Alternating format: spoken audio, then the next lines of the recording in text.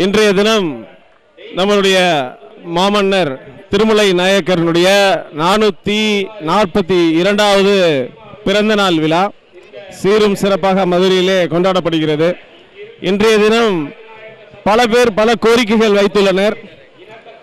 நாம் இங்கே நாயுடு நாயக்கர் இளைஞர் அமைப்பு சார்பாக நாம வைக்க இருக்கும் கோரிக்கை என்னவென்றால், மதுரை விமான நிலையத்திற்கு மன்னர் திருமலை நாயக்கருடைய பெயரை சூட்ட வேண்டும் என்பது மட்டுமே இந்த நாயுடு நாயக்கருடைய இந்த சமுதாயத்தினுடைய இளைஞர்களுடைய ஒற்றை கோரிக்கை.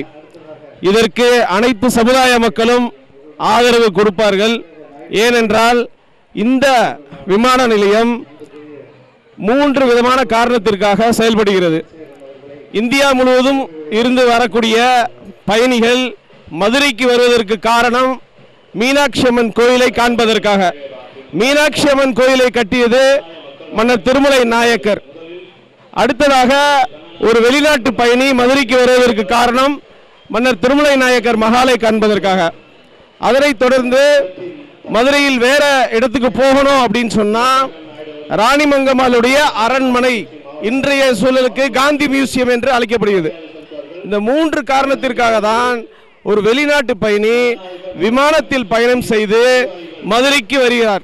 அப்ப மதுரையில் இருக்கக்கூடிய மொத்த பணப்புழக்கத்துக்கும் காரணம் இந்த 3 புராண சின்னங்கள் தான்.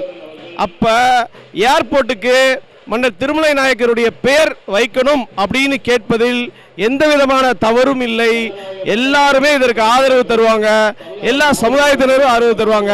எங்களுடைய ஒற்றை கோரிக்கை, இந்த நாயுடு நாயக்கர் இளைஞர் அமைப்பினுடைய ஒற்றை கோரிக்கை, மதுரை விமான நிலையத்திற்கு மன்னர் திருமலை நாயக்கருடைய பெயர் சூட்ட வேண்டும் என்பது மட்டுமே எங்களுடைய ஒற்றை கோரிக்கை.